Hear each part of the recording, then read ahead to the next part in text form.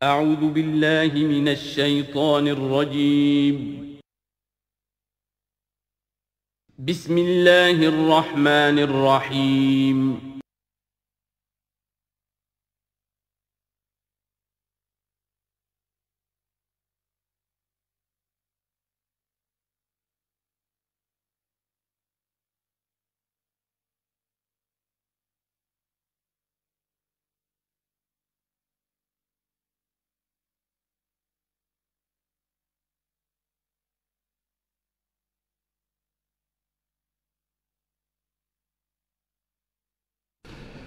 نحمده ونصلي على رسوله الكريم اما بعد فقد قال الله تبارك وتعالى كما ورد في سورة الأحقاف اعوذ بالله من الشيطان الرجيم بسم الله الرحمن الرحيم وإذا حشر الناس كانوا لهم أعداء وكانوا بعبادتهم كافرين صدق الله العظيم۔ ذکر ہو رہا تھا اس سورہ مبارکہ کی پچھلی آیات میں کہ ان سے بڑھ کر زیادہ گمراہ کون ہوگا جو اللہ کے سوا ایسی ہستیوں کو پکار رہے ہیں جو نہ ان کی دعا سنتے ہیں نہ دعاؤں کو قبول کر سکتے ہیں قیامت تک، بلکہ وہ ان کی دعاؤں سے غافل ہیں، انہیں معلوم ہی نہیں ہے۔ وَإِذَا حُشِرَ النَّاسُ جب لوگوں کو جمع کیا جائے گا كَانُوا لَهُمْ أَعْدَاءً وہ ان کے دشمن بن جائیں گے کہ تم نے ہمیں شرمسار کیا، ہماری شرمندگی کا تم سبب بن گئے، تم نے ہمیں اللہ کا مد مقابل بنا دیا۔ جیسے کہ حضور صلی اللہ علیہ وسلم نے ایک صحابی کو ٹوک دیا، وہ اپنے کسی گفتگو کے انداز میں، اور ظاہر بات ہے کہ ان کی نیت تو وہ نہیں تھی کہ حضور کو اللہ کے برابر کر دیں، لیکن الفاظ ایسے ان کی زبان سے نکلے ما شاء اللہ و ما شئت، جو اللہ چاہے اور آپ چاہیں، اسی پر ٹوک دیا حضور نے، اجعلتنی للہ ندًا، کیا تم نے مجھے اللہ کا مد مقابل بنا دیا ہے؟ مشیت صرف اللہ کی ہے۔ تو یہ اولیاء اللہ، یہ فرشتے، یہ پیغمبر، اگر انہیں آپ نے اللہ کے برابر بنا دیا، ان کو پکار رہے ہیں، ان سے دعائیں کر رہے ہیں، تو یہ تو گویا کہ ان کے لیے شرمندگی کی بات ہوگی اللہ کے سامنے، تو وہ دشمن بنیں گے۔ وَإِذَا حُشِرَ النَّاسُ كَانُوا لَهُمْ أَعْدَاءً وَكَانُوا بِعِبَادَتِهِمْ كَافِرِينَ اور وہ تو ان کی عبادت کا انکار کریں گے۔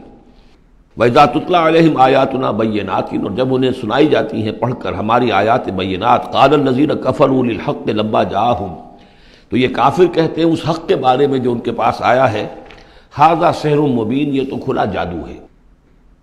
ام یقولون افطراہ سے گھڑ لیا ہے، یعنی محمد صلی اللہ علیہ وسلم نے یہ قرآن خود تصنیف کیا ہے۔ قُلْ إِنِ افْتَرَيْتُهُ فَلَا تَمْلِكُونَ لِي مِنَ اللَّهِ شَيْئًا اے نبی ان سے کہہ دیجئے کہ اگر میں نے یہ گھڑ کر اللہ کی طرف منسوب کیا ہوتا تو تم مجھے اللہ کے پکڑ سے کچھ بھی نہیں بچا سکتے۔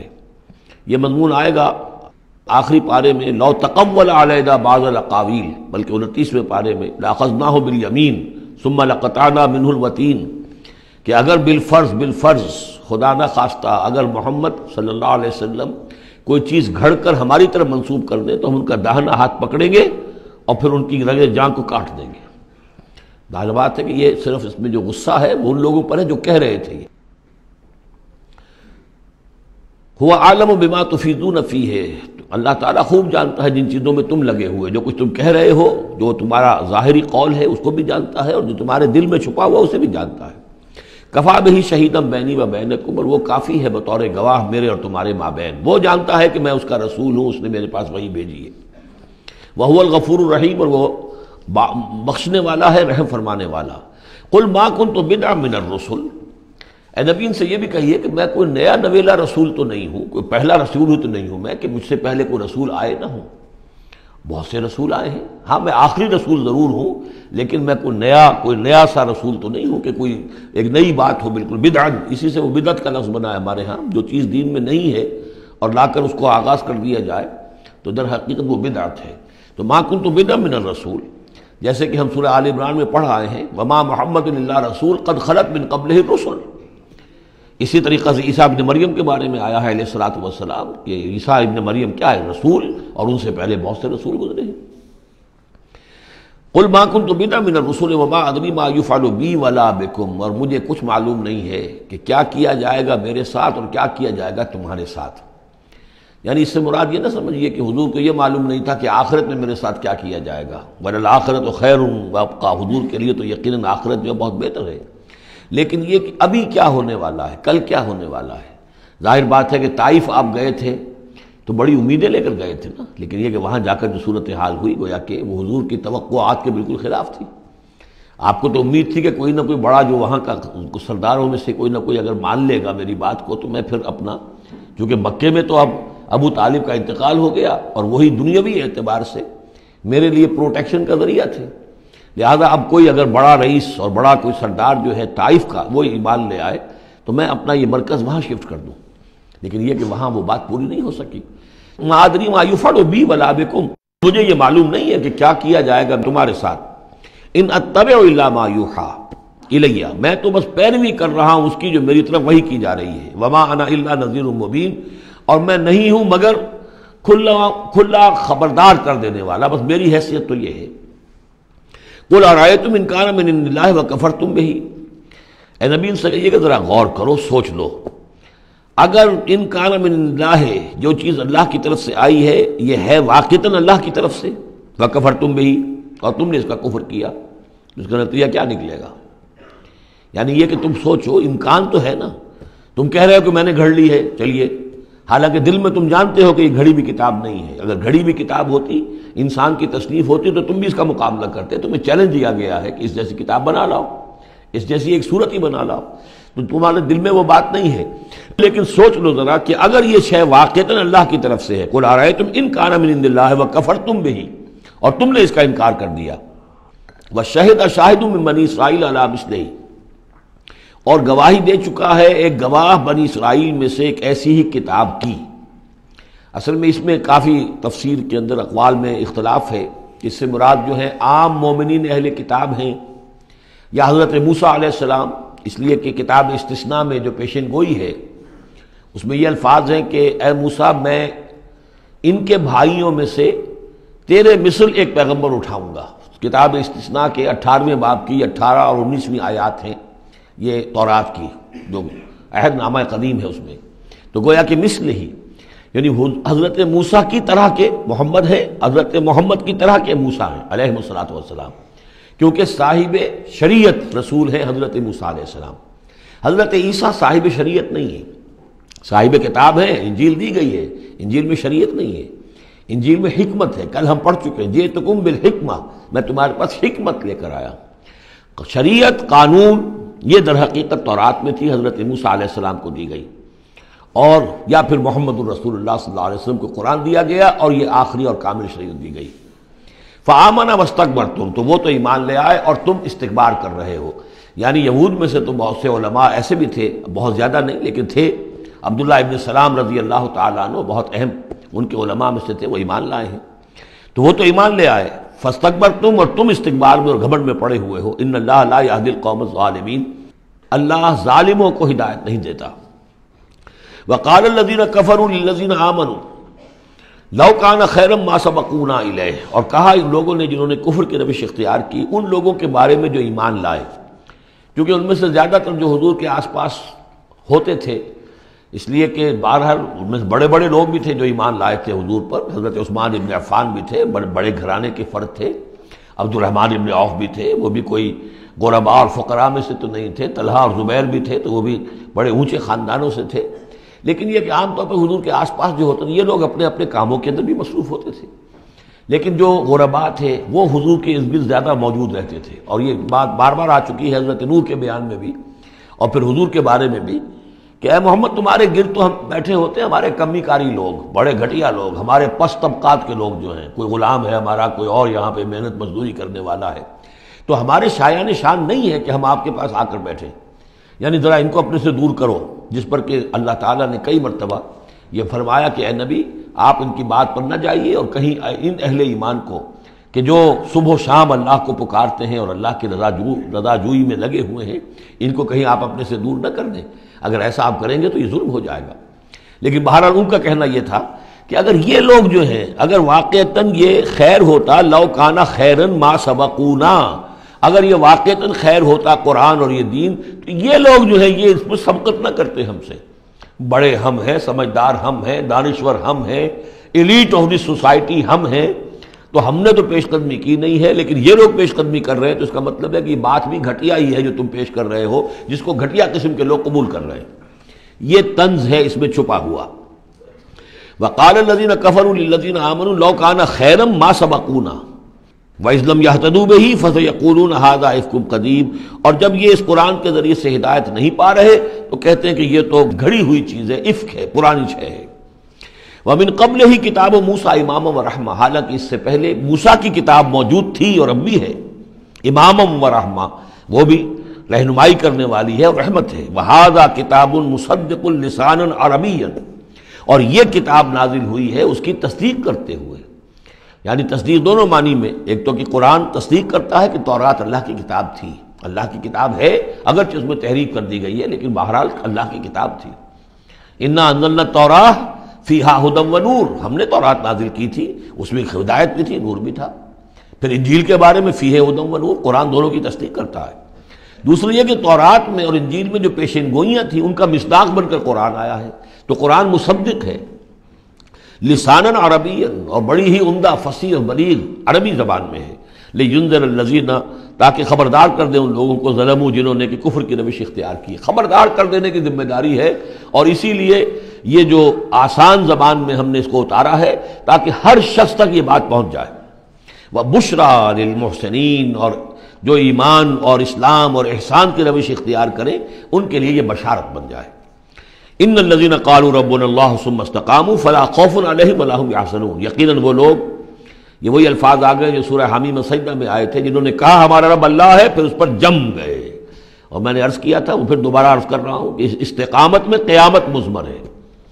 جنہوں نے کہا ہمارا رب اللہ ہے پھر اس پر جم گئے، یعنی پھر راضی برضائے رب رہنا، اسی پر توکل کرنا، اسی کی رضا جوئی کو اپنی زندگی کا مقصد بنانا، پھر اس کی اطاعت کرنا، اس کے احکام کی پابندی کرنا، اور اس کے جملہ جو بھی اس نے ذمہ داریاں عائد کی ان کو پورا کرنے کے لیے تن من دھن لگا دینا، یہ سب استقامت میں شامل ہے۔ استقامت کے معنی کیا ہے؟ جیسے کہ میں نے آپ کو بتایا تھا کہ حضور سے ایک صاحب نے یہ پوچھا، بلکہ کہا، فرمائش کی کہ مجھے تو کوئی ایک بات ایسی بتا دیجئے جس سے میں پلے باندھ لوں، میں زیادہ لمبی چوڑی باتیں نہیں سمجھ سکتا۔ حضور نے فرمایا، قل آمنت باللہ ثم استقم، کہو کہ میں ایمان لایا اللہ پر، پھر جم جاؤ، ٹھک جائے تمہارا دل اس کے اوپر کہ واقعتاً پالن ہار وہی ہے، پروردگار وہی ہے، حاجت روا وہی ہے، مشکل کشا وہی ہے، اور وہ ہماری دعاؤں کا سننے والا وہی ہے۔ پھر یہ کہ اسی کے لیے انسان ہمتاً اپنے آپ کو وقف کر دے، ان صلاتی و نسکی و محیای و مماتی للہ رب العالمین۔ ان الذین قالوا ربنا اللہ ثم استقاموا فلا خوف علیہم ولا هم یحزنون، یہ استقامت والے جو ہیں تو اولیاء اللہ ہو گئے نا۔ پھر جیسے کہ ہم نے سورہ یونس میں پڑھا تھا، الا ان اولیاء اللہ لا خوف علیہم ولا هم یحزنون الذین آمنوا وکانوا یتقون، جو ایمان لائے اور اس پر مستقیم ہو گئے، قائم ہو گئے، جازم ہو گئے، اور وہی تو اللہ کے ولی ہیں، وہی اللہ کے دوست ہیں، ان کے لیے نہ کوئی خوف ہے نہ وہ کسی حزن سے دوچار ہوں گے۔ اولئک اصحاب الجنت خالدین فیہا، وہ جنت والے لوگ ہیں، اس میں رہیں گے ہمیشہ ہمیش، جزاء بما کانوا یعملون، اور یہ جزا ہوگا ان کے اعمال کا۔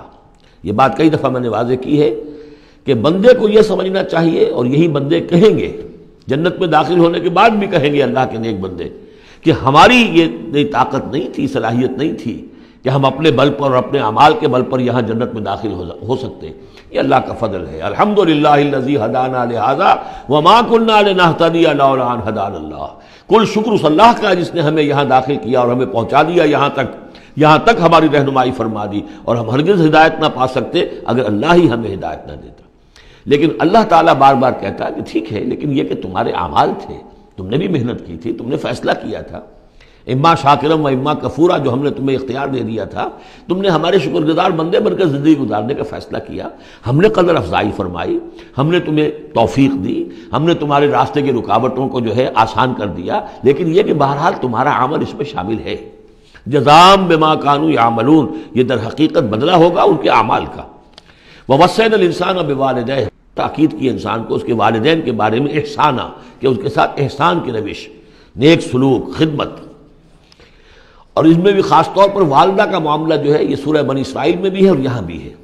وہاں بھی آیا تھا ووصینا الانسان بوالدیہ حملتہ امہ وہنا علی وہن وفصالہ فی عامین، تو والدین میں جو ہے والدہ کا حق فائق ہے والد کے حق پر، ویسے دونوں کے ساتھ اس نے سلوک ہو، دونوں کا ادب ہو، وَإِمَّا يَبْلُغَنَّ عِندَكَ الْكِبَرَ أَحَدُهُمَا أَوْ كِلَاهُمَا فَلَا تَقُل لَّهُمَا أُفٍّ وَلَا تَنْهَرْهُمَا وَقُل لَّهُمَا قَوْلًا كَرِيمًا، یہ ہم پڑھ چکے ہیں. لیکن یہاں بھی اور وہاں بھی خاص طور پر والدہ کا، اس لیے کہ مشقت جو ہے وہی پیدائش میں ساری کی ساری مشقت جو ہے ماں کی ہے. باپ کا کیا حصہ ہے؟ وہ تو ایک کوئی اس کی لذت کا لمحہ ہوتا ہے، وہ اس کے اندر اس نے وہ مون ٹپکائی اور فارغ. اب وہ ساری مصیبت کون جھیل رہی ہے؟ وہ عورت جھیل رہی ہے، ماں جھیل رہی ہے. سارا پریگننسی کا دور جو ہے اس میں ابتدائی دور جو ہے اس میں اسے جی بتلا رہا ہے، الٹیاں آ رہی ہیں، چیزوں سے نفرت ہو رہی ہے. پھر جب بوجھل ہو گئی ہے، جسم بوجھل ہو گیا ہے، بوجھ اٹھائے ہوئے ہے، پھر وضع حمل کی مشقتیں ہیں، وہ درد ذہ ہے، پھر اس کو دودھ پلانا ہے 2 سال تک، اس کے جو اس کو گند ہے اس کو صاف کرنا ہے، پوتڑے دھونے ہیں. یہ سارے کام کون کر رہا ہے؟ ماں کر رہی ہے. باپ کا تو اس میں حصہ ڈائریکٹ نہیں، انڈائریکٹ ہے کہ بہرحال وہ کمائی کرتا ہے، پرووائڈ کرتا ہے، یہ بات دوسری ہے. لیکن جو مشقت ماں کی ہے، اسی لیے حدیث میں آتا ہے کہ ایک صحابی نے حضور سے سوال کیا کہ میرے حسن سلوک کا سب سے اولین مستحق کون ہے؟ آپ نے فرمایا تمہاری والدہ. انہوں نے پوچھا پھر ان کے بعد کون؟ فرمایا پھر تمہاری والدہ. تیسری مرتبہ پھر کون؟ حضور پھر والدہ تمہاری. چوتھی مرتبہ جب اس نے پوچھا ان کے بعد کون، تو آپ نے فرمایا تمہارے والد. یعنی والدہ کا حق جو ہے وہ والد کے حق پر، یہ ہے اخلاقی حق. قانونی حق والد کا زیادہ ہے. اگر سیپریشن ہو جائے گی تو اولاد والد کی ہے، قانونی حق اس کا زیادہ ہے. لیکن اخلاقی حق، خدمت کا حق اور جنت جس کے پاؤں تلے ہے وہ باپ نہیں ماں ہے. جنت جو ہے وہ تو اس کے قدم تلے تحت اقدام الامہات. اس حوالے سے اخلاقی مقام جو ہے وہ عورت کا زیادہ ہے، ماں کا زیادہ ہے.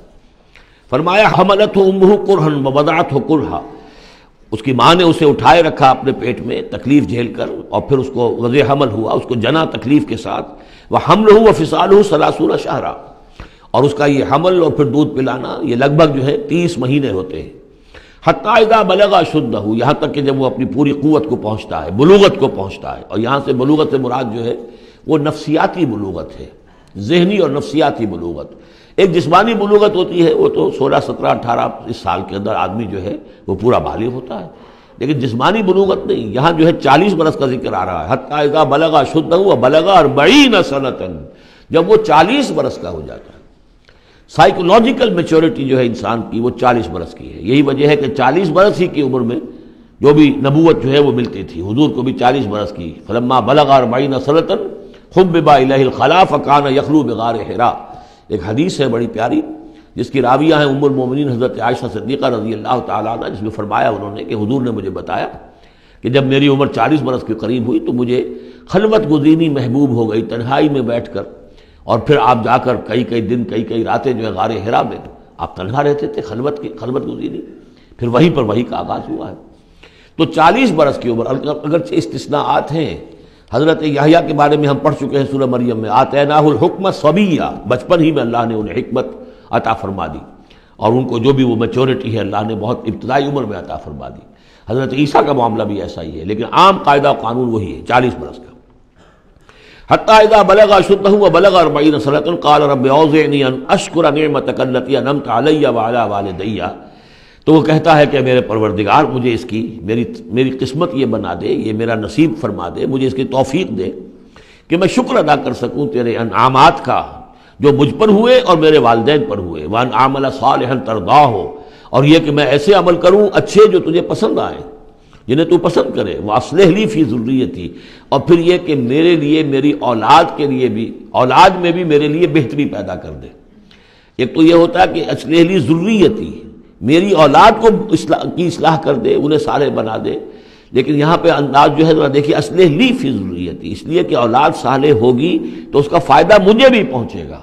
اس لیے کہ اگر اولاد جو ہے وہ صالح ہے اور نیک ہے تو اس سے یقیناً انسان جو ہے وہ دعائیں کریں گے، استغفار کریں گے، اور ان کے جو اعمال صالحہ ہیں، چونکہ باپ نے کوئی تربیت اچھی دی تھی تو ان کے اعمال صالحہ سے بھی اس کے اپنے حساب کے اندر بھی ادراج ہوتا رہے گا نیکیوں کا.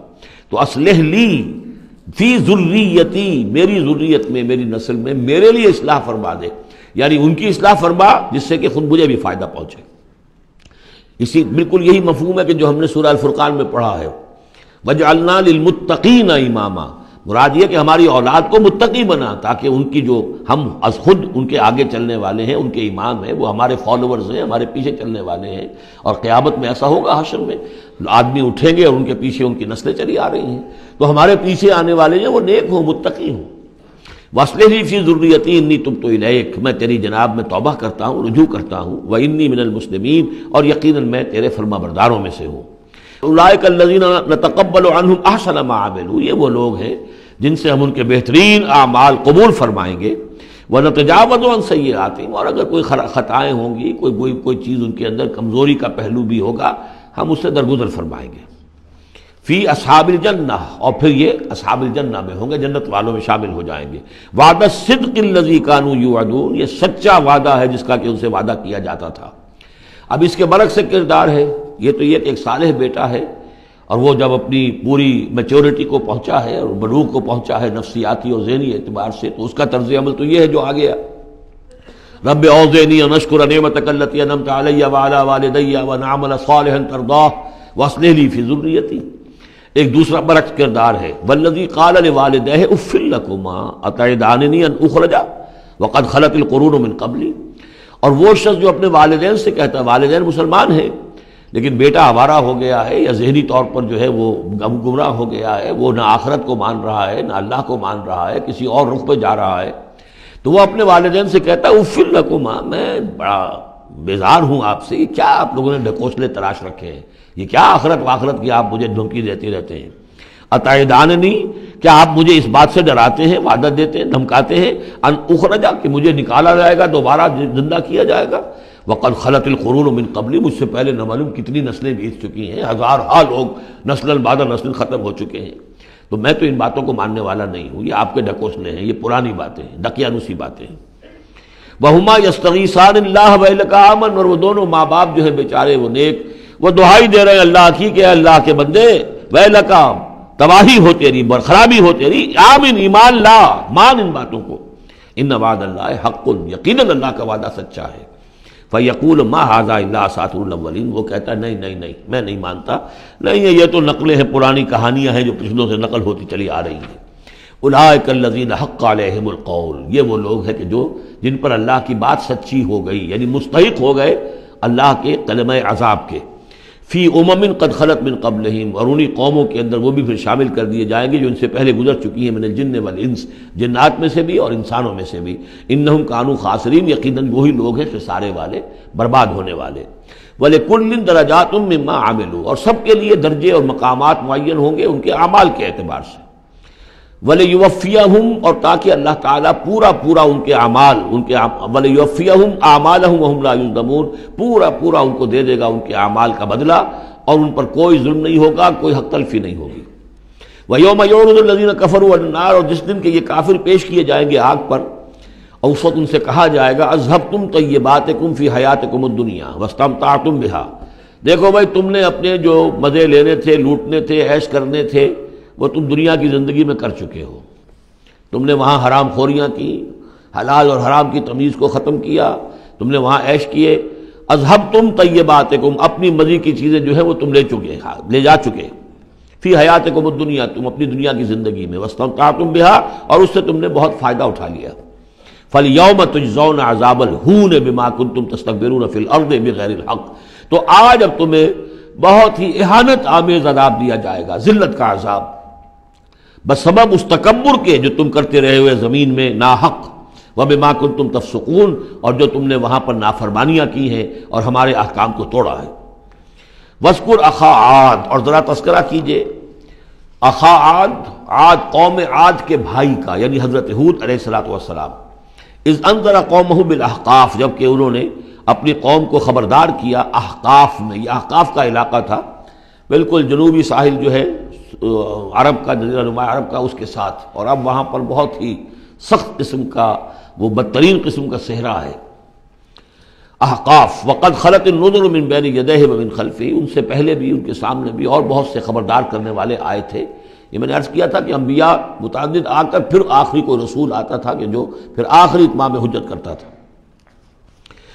اللہ تعبدوا الا اللہ، انہوں نے یہی دعوت دی تھی کہ مت پوجو کسی کو سوائے اللہ کے. انی اخاف علیکم عذاب یوم عظیم، مجھے اندیشہ ہے تمہارے اوپر، تمہارے بارے میں کہ ایک بڑے دن کا عذاب تم پر آئے گا. قالوا اجئتنا لتافکنا عن آلہتنا، انہوں نے کہا کہ کیا تم اس لیے آئے ہو اے ہود کہ تم ہمیں اپنے معبودوں سے برگشتہ کر دو. فاتنا بما تعدنا ان کنت من الصادقین، تو اگر تم سچے ہو تو جس عذاب کی دھمکی ہمیں دے رہے وہ لے آؤ. قال انما العلم عند اللہ، انہوں نے کہا کہ اس کا علم تو اللہ کے پاس ہے، کل علم اللہ کے پاس ہے. وہ عذاب آئے گا، کب آئے گا، کس صورت میں آئے گا، میں نہیں جانتا، وہ اللہ جانتا ہے. وَأُبَلِّغُكُم مَّا أُرْسِلْتُ بِهِ، اور میں تو تمہیں پہنچا رہا ہوں وہ جو اس نے مجھے دے کر بھیجا ہے، جو پیغام اس نے دیا میں پہنچا رہا ہوں. میرا کام انذار ہے، ابلاغ ہے، پہنچا دینا ہے، واضح کر دینا ہے. وَلَٰكِنِّي أَرَاكُمْ قَوْمًا تَجْهَلُونَ، لیکن میں دیکھ رہا ہوں کہ تم نے بہت جہالت کی روش اختیار کر لی ہے. بجائے اس کے کہ میری بات پر غور کرو، دیکھو، سوچو، دل میں اترے تو اسے قبول کرو، تم نے تو گویا کہ ادھار کھائے بیٹھے ہو اس کی نفی پر اور اس کو نہ ماننے پر، تو تم جہالت پر اتر آئے ہو. فلما رأوه عارضا مستقبل اودیتہم، تو عذاب الہی جب آیا، اس کے آثار جب آئے تو وہ ایک ایسی صورت میں تھے کہ جو ہے کہ بادل آ رہے ہیں. تو جب دیکھا انہوں نے اس کو، یعنی عذاب کو، رأوه یہ وہ عذاب کے لیے ضمیر ہے، عارضا کہ اس کو ہم نے ایک ابر کی صورت میں بھیجا، مستقبل اودیتہم جو ان کی وادیوں کی طرف چلا آ رہا تھا، سامنے آ رہا تھا. قالوا هذا عارض ممطرنا، یہ تو بادل آ گئے، ابر ہے، اب بارش ہوگی، جل تھل ہو جائیں گے، مطر آ رہی ہے. بل هو ما استعجلتم به، نہیں یہ تو وہ شے جس کی تم نے جلدی مچائی تھی کہ لے آؤ عذاب اگر لا سکتے ہو. ریح فیہا عذاب علیم، وہ ایک جھکڑ تھا جس کے بارے میں آئے گا سورۃ الحاقہ میں کہ سخر علیہم 7 لیال و 8 ایام، 7 رات اور 8 دن مسلسل وہ جھکڑ چلا ہے.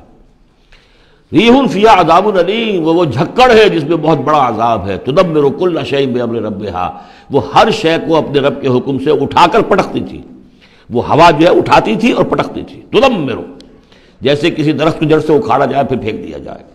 اور وہ چونکہ تھے بھی بڑے طویل القامت لوگ، تو بڑے بڑے ستونوں کی طرح پھر پڑے تھے، کاجاد النخل خاویہ، جیسے کہ وہ کھجوروں کے تنے پڑے ہوئے ہوں زمین کے اوپر. تدبر کل شیء بامر ربھا فاصبحوا لا یری الا مساکنہم، پھر وہ ایسے ہو گئے کہ اب کچھ نظر نہیں آ رہا تھا سوائے ان کے مسکنوں کے. ان کے گھر نظر آ رہے ہیں، ان کی حویلیاں، ان کی بلڈنگیں، لیکن وہاں اس میں بسنے والا اب کوئی نظر نہیں آ رہا. کذالک نجزی القوم المجرمین، اسی طرح ہم بدلہ دیا کرتے ہیں مجرموں کی قوم کو. وَلَقَدْ مَكَّنَّاهُمْ فِي مَاءٍ مَكَّنَّاكُمْ فِيهِ، اب یہاں قریش سے، مکے والوں سے خطاب ہو رہا ہے. ان کو ہم نے جو تمکن عطا کیا تھا زمین میں، جو مال و اسباب دیا تھا، جو طاقت دی تھی، فی ماء مکناکم فیہ، اس میں اتنا تمکن تمہیں ہم نے نہیں دیا، اتنی طاقت تمہارے پاس نہیں ہے. ان کی تہذیب، جیسا کہ میں عرض کر چکا ہوں، وہ شداد کا جو شہر تھا، اب اس کے جو ہیں باقیات وہ نظر آ چکے ہیں سیٹلائٹس کے ذریعے سے کہ زمین کے نیچے جو ہے بہت گہرے وہ موجود ہیں، جو ان کے اوپر عذاب آیا اور اس کے اوپر، لیکن وہ دبے ہوئے موجود ہیں. اس کے بڑے بڑے جو ہیں ستون جو بنائے تھے انہوں نے، غالباً 30 بڑے بڑے ان کی فصیل کے ساتھ جو ہے پلرز ہیں جن کو گن لیا گیا ہے، اب وہ موجود ہیں. یہ ساری نشانیاں اب ایک ایک کر کے ظاہر ہوں گی. وَلَقَدْ مَكَّنَّاهُمْ فِي مَاءٍ مَكَّنَّاكُمْ فِيهِ، ہم نے وہ چیزیں انہیں دی تھی کہ جو اے قریش تمہیں نہیں دی، ہم نے ان کو، تمہیں وہ تمکن نہیں دیا. وَجَعَلْنَا لَهُمْ سَمْعًا وَأَبْصَارًا وَأَفْئِدَةً، ہم نے ان کے لیے بھی، ہم نے انہیں سماعت کان بھی دیے تھے، وَأَبْصَارًا آنکھیں بھی دی تھی، افئدہ بھی دیے تھے، دل اور عقل بھی دی تھی. فَمَا أَغْنَىٰ عَنْهُمْ سَمْعُهُمْ وَلَا أَبْصَارُهُمْ وَلَا أَفْئِدَتُهُمْ مِنْ شَيْءٍ، تو کچھ کام نہیں آئے ان کے، نہ تو ان کی سماعت، ان کی بصارت، نہ ان کے دل یا عقلیں، میں کسی شے میں انہیں نہیں بچا سکے. اذ کانوا یجحدون بآیات اللہ، جبکہ وہ انکار کرتے رہے اللہ کی آیات کا. وحاق بہم ما کانوا بہ یستہزئون، اور ان کو گھیر لیا اور ان پر الٹ پڑی وہی چیزیں جن کا کہ وہ مذاق اڑایا کرتے تھے. وَلَقَدْ أَهْلَكْنَا مَا حَوْلَكُم مِّنَ الْقُرَىٰ، اور ہم نے تو ہلاک کیا ہے بہت سی بستیوں کو جو تمہارے ہی ارد گرد آباد تھیں. میں وہ نقشہ بنا کے بھی آپ کو دکھا چکا ہوں کہ یہ تمام جو احقاف، یہ گویا کہ مکے کے جنوب مشرق میں تھے. سمود کا علاقہ جو ہے مکے کے شمال میں تھا. اسی شمال کے رخ پر جو ہے پھر وہ مدین کا علاقہ، اور پھر یہ کہ ادھر ڈیڈ سی کے ساتھ ساحل پر، اس کے بھی اب حال ہی میں خبر آئی ہے کہ اس کے بھی جو کھنڈرات وغیرہ ہیں وہ بحیرہ مردار، اس کے اندر پانی کے نیچے وہ موجود ہیں. ابھی ان کی تلاش ہو گئی ہے، وہ معلوم ہو گئے ہیں، انکشاف ہو گیا ہے. تو فرمایا وَلَقَدْ أَهْلَكْنَا مَا حَوْلَكُم مِّنَ الْقُرَىٰ، ہم نے بہت سی بستیوں کو، شہروں کو ہلاک کیا جو تمہارے ارد گرد ہی تھی. وَصَرَّفْنَا الْآيَاتِ لَعَلَّهُمْ يَرْجِعُونَ، اور اسی طرح ہم نے پھیر پھیر کر ان کو یہ آیات اپنی سنائی ہے تاکہ وہ رجوع کریں، پلٹیں، لوٹیں. فَلَوْلَا نَصَرَهُمُ الَّذِينَ اتَّخَذُوا مِن دُونِ اللَّهِ قُرْبَانًا آلِهَةً، تو کیوں نہ مدد کی ان ہستیوں نے جنہیں انہوں نے اللہ کے سوا سمجھا تھا کہ یہ معبود ہیں جو اللہ کی طرف اللہ سے ہمیں قریب کر دیں گے، ہمیں تقرب الی اللہ کا ہمارا ضرورت، ہمیں جو ہے وہ درجے حاصل کر دیں گے، اس کا ذریعہ بن جائیں گے. بل ضلوا عنہم، جب وہ عذاب کا وقت آیا وہ سب گم ہو گئے، ہوا ہو گئے، خواب تھا جو کچھ کو دیکھا، جو سنا افسانہ تھا. وذالک افکہم، یہ تو اصل میں ان کی من گھڑت باتیں تھیں، ان میں حقیقت تو تھی ہی نہیں. وما کانوا یفترون، اور جو کچھ بھی افطرا وہ کر رہے تھے وہ تھا. وَإِذْ صَرَفْنَا، اب وہ واقعہ آ رہا ہے جس کا میں نے آج شروع میں تذکرہ کیا تھا. اور حضور صلی اللہ علیہ وسلم، اور یہ واقعہ جو ہے جبکہ حضور گئے تھے طائف، اور طائف سے جب واپس آ رہے تھے تو آپ نے نخلہ، ایک مقام ہے وادی نخلہ، اس میں چند دن قیام کیا مکے جانے سے پہلے. اور چونکہ دل گرفتہ تو بہت تھی جب آپ طائف سے واپس آئے ہیں، طائف میں جو کچھ بیتی تھی وہ آپ کو معلوم ہے. بہرحال وہاں آپ فجر کے وقت ایک روز نماز فجر کی پڑھ رہے تھے اور قرآن مجید پڑھ رہے تھے. اس میں قرآن الفجر ہم پڑھ آئے ہیں، فجر کی نماز میں طویل قرات ہوتی ہے. تو ایک امام، ایک مقتدی. امام تھے حضور صلی اللہ علیہ وسلم، مقتدی تھے حضرت زید بن حارثہ، آپ کے منہ بولے بیٹے، آپ کے آزاد شدہ غلام. اس وقت یہ ہے کہ وہاں سے گزر ہوا کچھ جنوں کی ایک جماعت کا، اور وہ ٹھہر گئے، چھٹک کر کھڑے ہوئے، اور وہ سنتے رہے قرآن. حضور پڑھ رہے ہیں، وہ سن رہے ہیں. تو اس پر وہ ایمان لائے، اور پھر جا کر اپنی قوم میں انہوں نے فوراً تبلیغ شروع کر دی. تو یہ بات ہمارے لیے بڑی عبرت کی بات ہے کہ جنات کی ایک جماعت نے ایک ہی دفعہ قرآن سنا، ایمان بھی لے آئے اور فوراً مبلغ بن گئے اس کے. لیکن ہم جو ہے سنتے ہیں اور ایک کان سے سن کر دوسرے کان سے نکال دیتے ہیں، ہماری زندگیوں میں کوئی تبدیلی نہیں آتی. تو بڑا قابل غور ہے یہ مقام قرآن مجید کا. وَإِذْ صَرَفْنَا إِلَيْكَ نَفَرًا مِنَ الْجِنِّ، اور جب کہ ہم نے آپ کی طرف متوجہ کر دیا اے نبی جنوں کی ایک جماعت کو، یستمعون القرآن، کہ وہ قرآن سننے لگے. فلما حضروہ، جب وہاں وہ پہنچے، قالوا انصتوا، انہوں نے کہا چپ ہو جاؤ، خاموش رہو، سنو، توجہ سے سنو. اب دیکھیے جو بات قرآن مجید میں آئی ہے، وَإِذَا قُرِئَ الْقُرْآنُ فَاسْتَمِعُوا لَهُ وَأَنصِتُوا، معلوم ہوتا ہے کہ یہ وہ ان جنات میں سے تھے کہ جو طبعاً نیک تھے، شریف تھے، اس اعتبار سے ان کے اندر وہ جو مادہ تھا وہ موجود تھا. بلکہ آگے چل کر معلوم ہوگا کہ وہ حضرت موسیٰ علیہ السلام کے ماننے والے تھے، ان پر گویا کہ وہ اہل کتاب جنات تھے. تو انہوں نے جب سنا تو بڑی توجہ کے ساتھ جو ہے وہ سننے لگے، اور کہا خاموش ہو جاؤ، سنو توجہ سے. فلما قضیا، تو جب وہ آپ کی قرات ختم ہو گئی، وَلَّوْا إِلَىٰ قَوْمِهِمْ مُنذِرِينَ، تو فوراً اپنی قوم کی طرف پلٹے انہیں خبردار کرنے کے لیے. اور کیا کہا انہوں نے؟ قَالُوا يَا قَوْمَنَا إِنَّا سَمِعْنَا كِتَابًا أُنزِلَ مِن بَعْدِ مُوسَىٰ، معلوم ہوا موسیٰ کے ماننے والے تھے.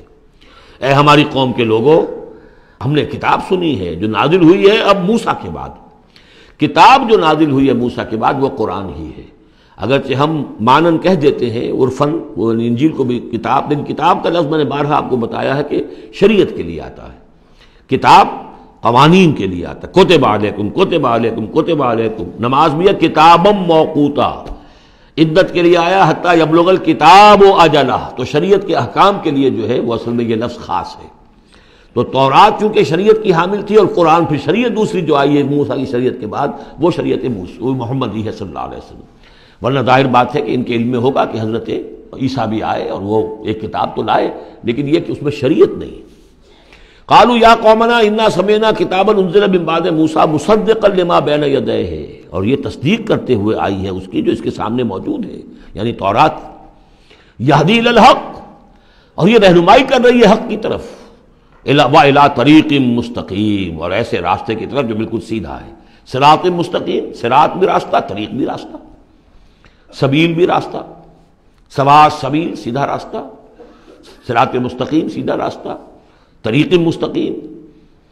یا قومنا اجیبوا داعی اللہ، اے ہماری قوم کے لوگوں، اللہ کی طرف پکارنے والے کی پکار پر لبیک کہو، مانو، ایمان لاؤ. وآمنوا بہ یغفر لکم من ذنوبکم، تو ان پر ایمان لاؤ تاکہ اللہ تعالیٰ جو ہے تمہارے گناہوں کو بخش دے. ویجرکم من عذاب علیم، اور تمہیں بچا دے عذاب علیم سے، دردناک عذاب سے. ومن لا یجب داعی اللہ فلیس بموجد فی الارض، اور جو نہیں لبیک کہتا اللہ کی طرف پکارنے والے کی پکار پر، تو وہ پھر فلیس بموجد، وہ اللہ تعالیٰ کو ہرا نہیں سکے گا، شکست نہیں دے سکے گا زمین میں، ولیس لہ من دونہ اولیاء، اور نہیں ہوں گے اس کے لیے کوئی ایسے اس کے رفیق اور اس کے پشت پناہ اور مددگار جو اسے اللہ کی پکڑ سے بچا سکے۔ اولئک فی ضلال مبین، یہ لوگ تو گویا کہ کھلی گمراہی کے اندر ہوں گے۔ اب یہ بات جو ہے جیسا کہ میں نے اس کے قابل غور ہے ہمارے لیے۔ اب ظاہر بات ہے کہ داعی جب تک نبوت کا سلسلہ جاری تھا وہ اللہ کے نبی ہوتے تھے۔ اب حضور کے بعد اب داعی جو ہوں گے وہ امت میں سے ہوں گے، کوئی اٹھے گا اللہ کا بندہ، پھر دین کی دعوت دے گا، پھر قرآن کی طرف بلائے گا، پھر لوگوں سے کہے گا کہ آؤ چلو اس راستے پر چلو، اللہ کے دین کا راستہ یہ ہے، اقامت دین کی جد و جہد میں لگو، اس کے لیے اپنے تن بندھن لگاؤ، ان صلاتی و نسکی و محیایا و مماتی للہ رب العالمین۔ اب نبی تو کوئی نہیں آئے گا سوائے ان کے جو دجال ہیں، جھوٹے نبی ہیں جنہوں نے دعوے کیے ہیں، وہ تو چھوڑ دیجیے ان کو، لیکن نبی نہیں آنے والا، نبوت کا دروازہ بند ہو چکا، لیکن دعوت اللہ کا دروازہ بند نہیں ہوا ہے، اس کا سلسلہ بند نہیں ہوا، بلکہ اب تو اس امت کے ذمے بحیثیت مجموعی وہ ذمہ داری لگا دی گئی۔ وَكَذَلِكَ جَعَلْنَاكُمْ أُمَّةً وَسَطًا لِتَكُونُوا شُهَدَاءَ عَلَى النَّاسِ وَيَكُونَ الرَّسُولُ عَلَيْكُمْ شَهِيدًا، تمہارے ذمے ہے۔ كُنتُمْ خَيْرَ أُمَّةٍ أُخْرِجَتْ لِلنَّاسِ تَأْمُرُونَ بِالْمَعْرُوفِ وَتَنْهَوْنَ عَنِ الْمُنكَرِ وَتُؤْمِنُونَ بِاللَّهِ اولم يروا ان اللہ الذي خلق السماوات والارض ولم يعي بخلقهن، کیا انہوں نے دیکھا نہیں، غور نہیں کیا؟ وہ اللہ جس نے آسمانوں اور زمین کی تخلیق فرمائی اور وہ تھکا نہیں، ہارا نہیں اس سے، ان کی تخلیق سے، یعنی جیسے کہ سورہ قاف میں ہم پڑھیں گے افعینا بالخلق الاول، کیا ہم عاجز آ گئے ایک دفعہ بنانے کے بعد، ہماری ساری جو بھی کریٹو ایکٹیویٹی تھی اور کریٹو پوٹینشیل ہمارا ختم ہو گیا، ایگزاسٹ ہو گیا، ہم دوبارہ نہیں بنا سکتے تمہیں۔ تو لم یا بخلقہن، وہ عاجز نہیں آ گیا ان کی تخلیق سے، اب اس کی جو خلاقی کی قوت ہے وہ ختم نہیں ہو گئی ہے۔ بقادر علی ان یحیی الموتیٰ، تو کیا وہ قادر نہیں ہوگا اس پر کہ مردوں کو زندہ کر دے؟ بلا، کیوں نہیں، انہ علی کل شیء قدیر، یقیناً وہ ہر چیز پر قادر ہے۔ ویوم یعرض الذین کفروا علی النار، اور جس روز کے پیش کیے جائیں گے یہ کافر آگ پر، الیس ھذا بالحق، اس وقت سوال کیا جائے گا یہ ہے حق، یہ حقیقت ہے یا نہیں؟ تم ڈھکوسلا کہتے تھے، تم کہتے تھے کہ ایسی ہمیں دھونس دی جا رہی ہے، کوئی جہنم وغیرہ نہیں، کوئی حساب کتاب نہیں، کوئی جزا و سزا نہیں، کوئی باعث بعد الموت نہیں، الیس ھذا بالحق، کیا یہ حقیقت نہیں ہے؟ قالوا بلا وربنا، وہ کہیں گے کیوں نہیں، ہمارے پروردگار تیری قسم یہ حق ہے۔ قال فذوقوا العذاب بما کنتم تکفرون، تو اللہ فرمائے گا اب چکھو اس عذاب کا مزہ اپنے اس کفر کی پاداش میں جو تم کرتے رہے ہو، فاصبر۔ اب آخری بات حضور سے، فاصبر کما صبر اولو العزم من الرسل، اے محمد صلی اللہ علیہ وسلم آپ بھی صبر کیجئے جیسے کہ ہمارے اولو العزم رسول آپ سے پہلے صبر کرتے رہے۔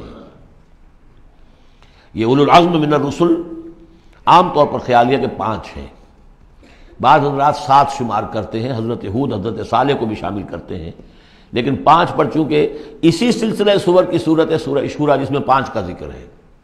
شرع لکم من الدین ما وصى به نوحا والذی اوحینا الیک وما وصینا به ابراہیم وموسیٰ وعیسیٰ، حضرت نوح، حضرت ابراہیم، حضرت موسیٰ، حضرت عیسیٰ اور حضرت محمد صلی اللہ علیہ وسلم علیہ الصلوۃ والسلام، یہ اولو العزم من الرسل ہیں۔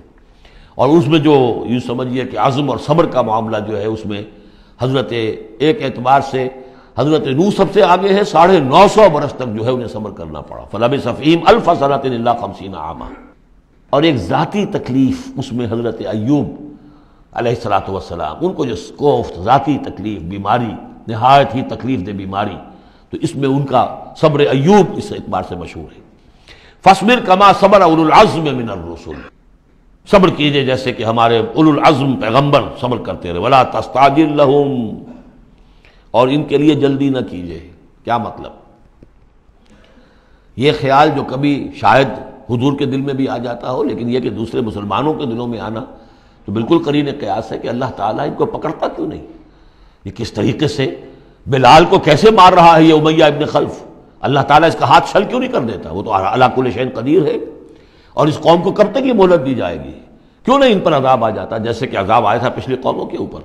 فرمایا نہیں، ولا تستعجل، پچھلی صورت بھی اسی پر ختم ہوئی تھی کہ اے نبی اہل ایمان سے یہ کہیے کہ ذرا ان کو ابھی معاف کریں، ابھی ان کو کچھ عرصے کے لیے، چونکہ جو ہمارا ابھی فیصلہ جو ہے وہ یہ ہے کہ ابھی وہ وقت عذاب کا نہیں آیا ہے، تو ابھی یہ ذرا درگزر کرتے رہیں۔ وہی بات یہاں خاص طور پر واحد کے صیغے میں خطاب کر کے حضور سے کہی جا رہی ہے، فاصبر کما صبر اولو العزم من الرسل ولا تستعجل لهم تستعجل لہم، ان کے لیے جلدی نہ کیجیے، کأنہم یوم یرون ما یوعدون، جس دن کے یہ دیکھیں گے اس عذاب کو، جب عذاب آئے گا تو ایسے محسوس کریں گے لم یلبسوا الا ساعۃ من نہار، کہ نہیں رہے تھے مگر دن کی کسی ایک حصے میں، ایک گھڑی دن کی صرف۔ بلاغ، یہ ہے پہنچا دینا، ھذا بلاغ، لیکن ھذا یہاں پر محذوف ہو گیا، ھذا بلاغ، بلاغ یہ پہنچا دینا ہے۔ فہل یہلک الا القوم الفاسقون، تو ہلاک تو وہی کیے جائیں گے، کون ہلاک کیا جائے گا سوائے ان کے کہ جو نافرمان لوگ تھے۔ یہاں یہ جو 8 سورتوں کا ایک سلسلہ چلا آ رہا تھا وہ بھی ختم ہوا، اور یہ کہ جو 5واں جو گروپ ہے مکی اور مدنی صورتوں کا، ان میں سے جو مکیات کا سلسلہ ہے وہ ختم ہو گیا، اور یہ 13 صورتیں ہیں، سورہ سبا، فاطر، پھر یاسین، پھر صافات، پھر صاد، اور پھر یہ 8 صورتیں، سورہ زمر، اور پھر مومن، اور پھر حامیم سجدہ، اور شورا، اور زخرف، اور دخان، اور جاسیہ، اور احقاف۔ یہ صورتیں ہیں کہ جہاں مکیات ہیں۔ اب اس کے ساتھ 3 مدنیات ہیں۔ یہ 3 جو مدنیات ہیں ان میں سے 2 صورتیں تو بڑی ہم وزن ہیں اور جوڑے کی شکل میں ہیں، لیکن ایک صورت جو ہے اگرچہ بہت جامع صورت ہے قرآن حکیم کی وہ، لیکن اس کو ہم کہہ سکتے ہیں مضمون کے اعتبار سے کہ وہ سورہ فتح کا ایک ضمیمہ ہے۔ اگرچہ اسلامی ریاست کے اصول، اسلامی معاشرے کے لیے بنیادی ہدایات کے اعتبار سے قرآن حکیم کی اہم ترین، جامع ترین صورت ہے۔ 18 آیات میں اللہ تعالیٰ نے یوں سمجھیے کہ سورہ نساء، سورہ مائدہ میں جو اصول دیے ہیں اسلامی معاشرے کے اور اسلامی ریاست کے، ان کا لب لباب اور خلاصہ 18 آیات میں ہے سورہ حجرات کی۔ جہاں تک سورہ محمد صلی اللہ علیہ وسلم کا تعلق ہے، یہ بھی قرآن کی ان صورتوں میں سے ہے کہ جس کے 2 نام ہیں۔ اس کا نام سورہ قتال بھی ہے۔ زمانہ نزول جو ہے یہ غزوہ بدر سے متصلاً قبل نازل ہوئی ہے، یعنی سورہ بقرہ ہی کا ضمیمہ اس کو سمجھنا چاہیے۔ سورہ بقرہ ہے، اکثر وہ آیات جو نازل ہوئی ہیں ہجرت کے بعد سے لے کر اور غزوہ بدر تک، ایک تو ان کا بڑا مجموعہ ہے جو 40 رکوعوں پر مشتمل ہے، وہ تو سورہ بقرہ ہے، لیکن اس کو علیحدہ رکھا گیا ہے، اگرچہ ہے اسی سلسلے کے اندر، اور اس کے علیحدہ رکھنے کا میں بیان کروں گا کہ سبب کیا ہے۔ تو گویا کہ اس کو ایک طرح سے سمجھیے کہ زمانہ نزول کے اعتبار سے یہ سورہ بقرہ کا ضمیمہ ہے، غزوہ بدر سے قبل نازل ہوئی۔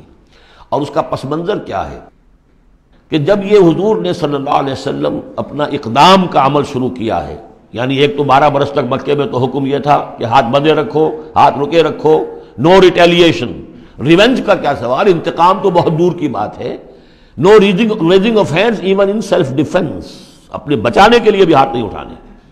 اگر خباب بن الارت سے کہا گیا کہ اتارے کپڑوں اتار دو، لیٹ جاؤ انگاروں کے اوپر لیٹ جاؤ۔ حضرت یاسر کو اور حضرت سمیہ کو اور حضرت عمار کو جو کچھ بھی ایذائیں دے رہا تھا ابو جہل، کسی مسلمان کو اجازت نہیں تھی کہ جا کر اس کا ہاتھ پکڑے، نہیں۔ یہ مرحلہ تھا پیسو ریزسٹنس کا کہ جو تکلیف آئے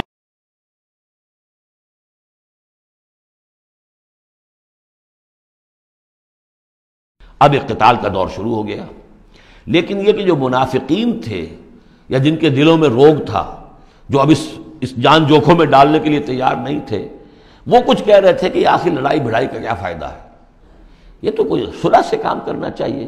یا کوئی یہ بھی کہتا ہوگا کہ گڑ دے کر مارا جا سکتا ہو تو زہر کائے کو دینا ہے، ہم اپنی دعوت و تبلیغ کے کام کو بس جاری رکھیں۔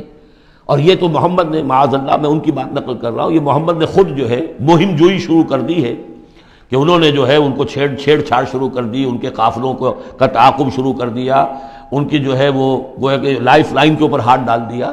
تو یہ جو حقیقت اقدام تو کر رہے ہیں یہ خود، اور اس سے گویا کہ لڑائی بھڑائی کا سلسلہ شروع ہو جائے گا۔ تو ان کے دلوں میں تو تھا روگ نفاق کا کہ وہ چاہتے نہیں تھے کہ ہمارے ایمان کا یہ امتحان ہو جائے کہ ہم سے کہا جائے کہ نکلو اللہ کی راہ میں جان ہتھیلی پر رکھ کر، لیکن وہ جو اس کی آڑ لے رہے تھے وہ کہہ رہے تھے کہ یہ لڑائی بھڑائی اور یہ جو ہے فساد، بلکہ صلح جوئی کے ساتھ معاملہ کرو۔ اور نوٹ کر لیجیے سورہ بقرہ کے دوسرے رکوع میں آیا تھا وَإِذَا قِيلَ لَهُمْ لَا تُفْسِدُوا فِي الْأَرْضِ قَالُوا إِنَّمَا نَحْنُ مُصْلِحُونَ أَلَا إِنَّهُمْ هُمُ الْمُفْسِدُونَ وَلَٰكِن لَا يَشْعُرُونَ۔ تو گویا کہ اس جو بھی ہو رہی تھی اس وقت، ان کی جو ذہن کی کیفیت تھی، اس میں اللہ تعالیٰ کی طرف سے یہ سورہ مبارکہ نازل ہوئی ہے، اور یہ اسلوب کے اعتبار سے پورے قرآن میں منفرد ہے۔ بالکل ایبرپٹلی شروع ہو رہی ہے، کوئی تمہید نہیں، کوئی حروف مقطعات نہیں، کوئی اللہ کی حمد، کوئی اور شے، کچھ نہیں، قرآن مجید کی عظمت کچھ نہیں، بلکہ الذین، اس سے جملہ شروع ہو رہا ہے جو عام طور پر جملے کے شروع کے لیے عام اسلوب نہیں ہے۔ پھر یہ کہ وہ جو اسلوب ہوتا ہے آیات کے آخر میں اللہ تعالیٰ کے اسماء اور اللہ کی صفات کا، انہ عزیز الحکیم، وہ تو بڑا غفور ہے، رحیم ہے، اس طرح کی کوئی شے آپ کو یہاں نہیں ملے گی۔ اسلوب بالکل مختلف ہے۔ ہر آیت ابرپٹ شروع ہو رہی ہے، سورت بھی ابرپٹلی شروع ہوئی ہے اور ابرپٹلی ختم ہو جائے گی۔ اسی طریقے سے ہر آیت جو ہے شروع ہوتی ہے اور ابرپٹلی ختم ہو جاتی ہے، بغیر کسی اختتامی اللہ کے اسماء اور صفات کے حوالے کے۔ باقی اس میں اور سورہ جو اگلی صورت ہے سورہ فتح، اس میں کیا ترتیب ہے وہ یہ ہے کہ حضور کی انقلابی جد و جہد کا جو آخری مرحلہ تھا، یعنی قتال، آرم کانفلکٹ، اس سے متصلاً قبل یہ سورہ محمد نازل ہو رہی ہے، اور اس کا جو اختتام ہو رہا تھا اور اللہ تعالیٰ کی طرف سے جو فتح آئی ہے اس کی تمہید ہے سورہ حدیبیہ، انا فتحنا لک فتحا مبینا۔ تو گویا کہ یہ دونوں اینڈ ہیں اس کے، جو آخری مرحلہ تھا انقلاب محمدی صلی اللہ علیہ وسلم کی جد و جہد کا، اس میں جو عام کانفلکٹ شروع ہو رہا ہے غزوہ بدر سے، اس سے قبل یہ صورت نازل ہوئی، اور جب آخری فتح ہونے والی ہے اور وہ فتح مکہ کی ہوگی، لیکن اس سے قبل جو اللہ نے تمہیدی فتح دی ہے وہ فتح ہے انا فتحنا لک فتحا مبینا، وہ صلح حدیبیہ جس کا ذکر جو ہے وہ سورہ فتح کے اندر ہے۔ یہ ربط ہے ان میں۔ بسم اللہ الرحمن الرحیم، الذین کفروا وصدوا عن سبیل اللہ اضل اعمالہم، جن لوگوں نے کفر کیا اور اللہ کے راستے سے روکا اور خود بھی رکے، صدا یا سدو میں عرض کر چکا ہوں بار بار، رکنا بھی روکنا بھی، یہ فعل لازم بھی ہے، فعل متعدی بھی ہے۔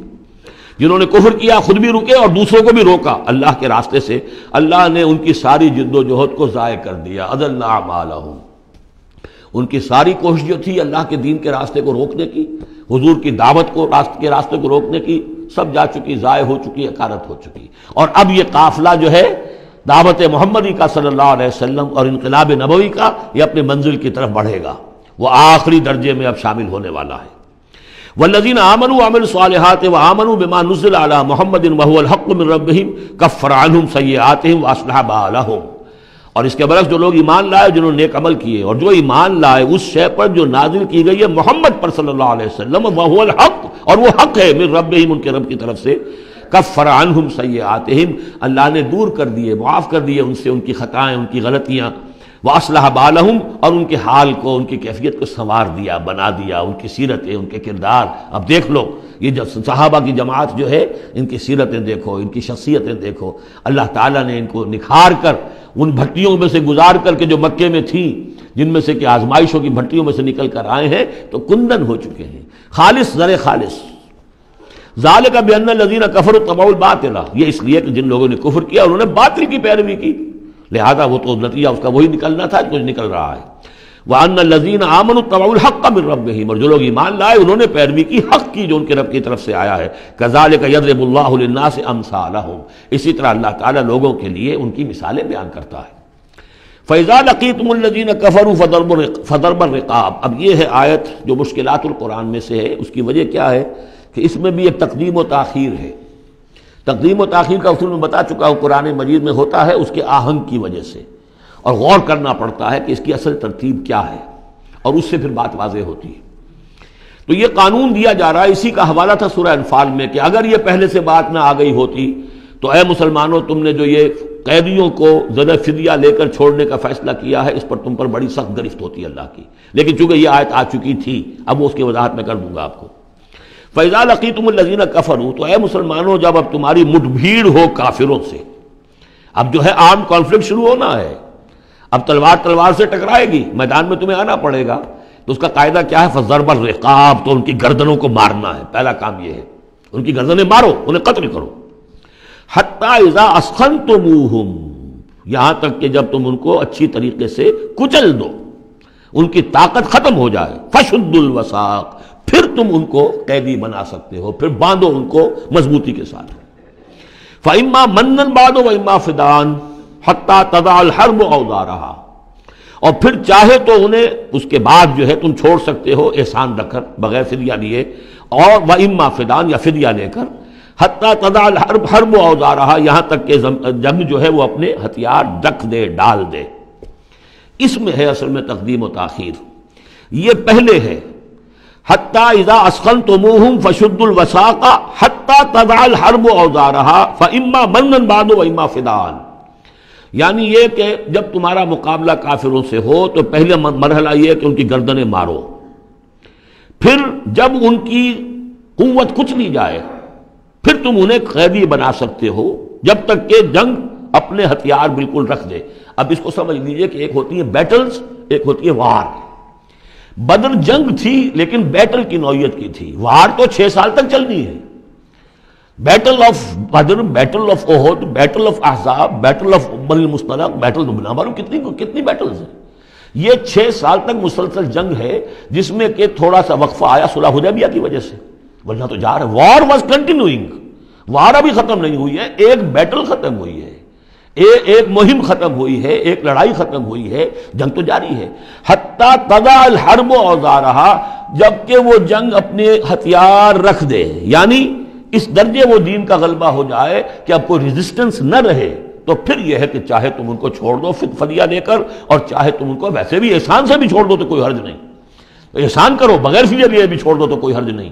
لیکن جب تک کہ ابھی مقابلہ چل رہا ہے اس وقت تک فدیہ لے کر چھوڑ دینے کے معنی کیا ہوئے کہ آپ نے کفر کو تقویت پہنچائی۔ جو آج جنگ کر کے یہاں کرنے کے لیے آئے تھے ان میں سے 70 مارے گئے، اچھا وہ تو کفر کا ایک بازو تو ٹوٹ گیا، لیکن یہ 70 جو تمہاری قید میں آئے تھے اس کو تم نے فدیہ لے کر چھوڑ دیا تو یہ بازو دوبارہ جا کر تم پر حملے کے لیے تیار ہو جائے گا کہ نہیں؟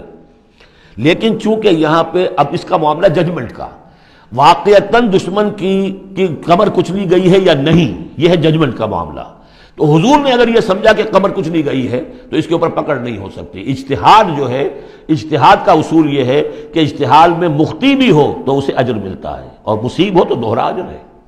چونکہ حضور کے اجتہاد پر یہ تھا تو آپ کو اگر چھوڑ دیا گیا تو اما منن بعد و اما فدان، جب یہ آلٹرنیٹیو اس کے اندر موجود ہے اس آیت کے اندر کہ اس کے بعد پھر چاہو تو تم بغیر کوئی فدیہ لیے ہوئے احسان دھر کر چھوڑ دو اور چاہے فدیہ لے کر چھوڑ دو، تو حضور نے اس کو استعمال کیا ہے۔ اگرچہ اللہ تعالیٰ کے نزدیک ابھی وہ کچھ بھی نہیں گئی تھی کفر کی طاقت، لہذا یہ قبل از وقت ہے جو اجتہاد ہو گیا ہے۔ اسی لیے کہا کہ اگر یہ آیت نازل نہ ہو چکی ہوتی پہلے تو جو کچھ تم نے کیا ہے، ما کان لنبی ان یکون لہ اسری حتی یسخن فی الارض، وہی لفظ جو یہاں آیا ہے حتی اذا اسخنتموہم حتی یسخن فی الارض، کسی نبی کے لیے یہ روا نہیں ہے کہ وہ کوئی قیدی بنا لے جب تک کہ زمین میں پوری طریقے سے خونریزی نہ ہو جائے اور کفر کو کچل نہ دیا جائے۔ تریدون عرض الدنیا، تم دنیا کا ساز و سامان چاہتے ہو کہ یہ فدیہ دیں گے رقم آئے گی، واللہ یرید الآخرہ، اللہ کے نگاہوں کے سامنے آخرت ہے۔ اللہ عزیز الحکیم، اللہ عزیز اور حکیم ہے۔ لولا کتاب من اللہ سبقا، اگر یہ اللہ کی طرف سے وہ کتاب پہلے آنا چکی ہوتی، حکم، اب یہ کتاب کے معنی پھر وہی حکم ہے یہاں پر، اللہ کی طرف سے پہلے یہ آیت جو ہے جو اس حکم پر مبنی ہے وہ نازل نہ ہو چکی ہوتی، لمسکم فیما اخذتم عذاب عظیم، تو جو کچھ تم نے لیا ہے اس پر تمہارے اوپر بڑی سخت گرفت ہوتی ہے اللہ کی طرف سے، لیکن چونکہ وہ تھی فَكُلُوا مِمَّا غَنِمْتُمْ حَلَالًا طَيِّبًا، تو جو بھی اب تمہیں غنیمت ملی ہے اسے کھاؤ حلال، اور اس کو حلال اور طیب سمجھتے۔ یہ ہے اس آیت کا مطلب، جب تمہارا مقابلہ ہو دشمنوں سے تو گردنیں مارنا ہے پہلا کام، پھر جب پوری طرح کچل لو، طاقت کچھ نہیں گئی کفر کی، تو پھر قیدی بھی بناؤ۔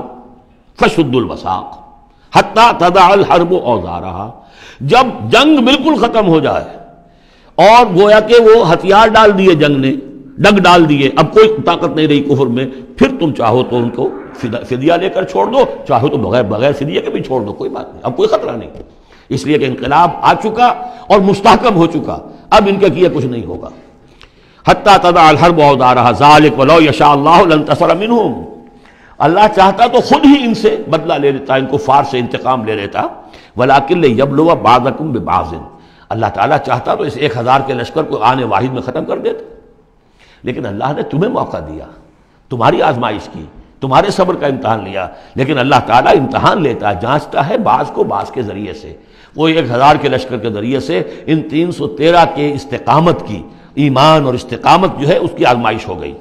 والذین قتلوا فی سبیل اللہ فلن یضل اعمالہم، اور جو لوگ اللہ کی راہ میں قتل ہو گئے تو اللہ تعالیٰ ان کے اعمال کو ضائع کرنے والا نہیں ہے، ان کے سارے اعمال کا بھرپور اجر انہیں مل جائے گا۔ سیہدیہم ویصلح بالہم، اللہ تعالیٰ ان کو راہ دے گا، پہنچا دے گا، جنت تک پہنچا دے گا، اور ان کے جو معاملہ ہوگا وہاں پہ ان کے احوال بہت اعلیٰ ہوں گے، بہت عمدہ ہوں گے۔ وَيُدْخِلُهُمُ الْجَنَّةَ عَرَّفَهَا لَهُمْ، اور داخل کرے گا انہیں اس باغات میں جو پہلے ہی انہیں پہچنوا دی ہے، بتا دیا ہے کہ اس جنت میں کیا کچھ ہوگا، وہ تو ہم بتا چکے ہیں قرآن کے اندر، اس جنت میں داخل کرے گا۔ یا ایھا الذین آمنوا ان تنصروا اللہ ینصرکم ویثبت اقدامکم، اہل ایمان اگر تم اللہ کی مدد کرو گے تو اللہ تمہاری مدد کرے گا اور تمہارے قدموں کو جما دے گا۔ یہ بہت اہم قانون ہے اللہ کا، تم اللہ کی مدد کرو گے تو اللہ مدد کرے گا۔ تم اللہ کے دشمنوں سے پینگیں بڑھاؤ، دوستیاں کرو، ان کی وفاداریوں کے دم بھرو، انہیں اپنا سرپرست سمجھو، انہیں اپنا حمایتی اور مددگار سمجھو، اور ساتھ ہی دعا کرو تو دعائے قنوت نازلہ چاہے سال بھر کرتے رہو گے، اللہ نہیں سنے گا تمہاری دعا۔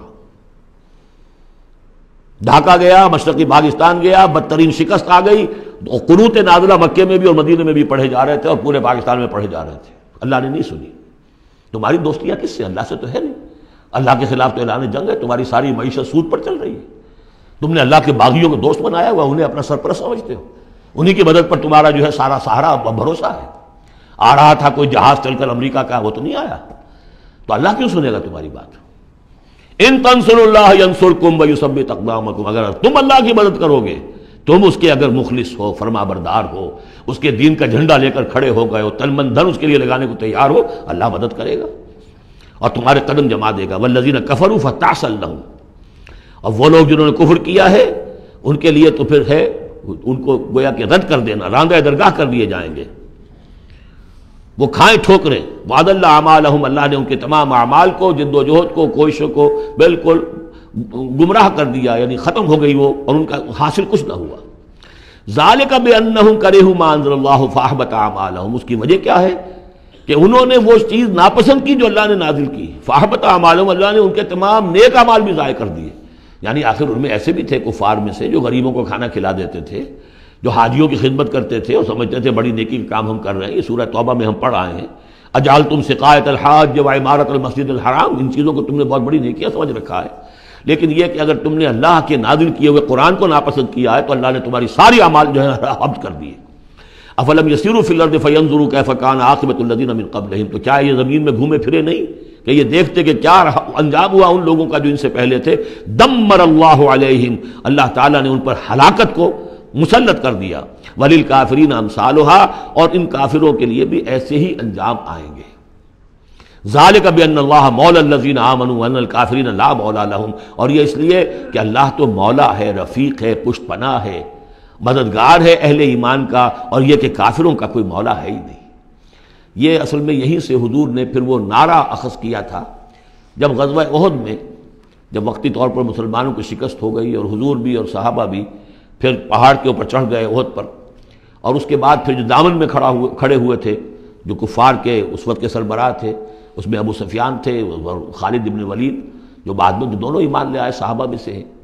تو اس وقت یہ ہے کہ ابو سفیان نے نعرہ لگایا تھا، لنا عزا ولا عزا لکم، ہمارے لیے عزا جیسی دیوی ہے، اس نے ہماری مدد کی ہے، تمہارے لیے تو عزا ہے ہی نہیں۔ تو حضور نے کہا تھا مسلمانوں سے جواب دو، اللہ مولانا ولا مولا لکم، اللہ ہمارا مولا ہے، تمہارا کوئی مولا نہیں۔ اس نے کہا تھا اعلی حبل، لیکن یہ کہ اس کے جواب میں کہا گیا اللہ اکبر، اللہ سب سے اعلیٰ بھی ہے، بڑا بھی ہے۔ تو یہ جو نعرہ ہے کہ اللہ مولانا ولا مولا لکم، ذالک بان اللہ مولا الذین آمنوا وان الکافرین لا مولا لہم، ان اللہ یدخل الذین آمنوا وعملوا الصالحات جنات تجری من تحتها الانہار، یقیناً اللہ تعالیٰ داخل کرے گا ان لوگوں کو جو ایمان لائے، جن نے نیک عمل کیے، ان باغات میں جن کے دامن میں ندیاں بہتی ہوں گی۔ والذین کفروا یتمتعون ویاکلون کما تاکل الانعام، اور وہ لوگ جو کفر کر رہے ہیں وہ کھا پی رہے ہیں، عیش اڑا رہے ہیں دنیا میں، کھا رہے ہیں جیسے کہ حیوانات بھی کھاتے ہیں۔ والنار مثوی لکم، لیکن یہ کہ بالآخر ان کا ٹھکانہ جو ہے وہ آگ ہے۔ وَكَأَيٍّ مِّن قَرْيَةٍ هِيَ أَشَدُّ قُوَّةً مِّن قَرْيَتِكَ الَّتِي أَخْرَجَتْكَ، اور اے نبی کتنی ہی بستیاں ایسی گزری ہیں کہ جو اس بستی سے کہیں زیادہ قوت میں تھیں جس نے آپ کو نکلنے پر مجبور کیا ہے۔ مکے سے بڑے بڑے شہر تھے، ان سے بڑی اس کی جو ہے قوتیں تھیں، بڑی طاقتور قومیں وہاں رہتی تھیں۔ تو یہ جو بستی جس نے کہ آپ کو وہاں سے نکلنے پر مجبور کیا ہے، اس سے کہیں زیادہ بڑی جو بستیاں تھیں انہیں ہم نے ہلاک کیا۔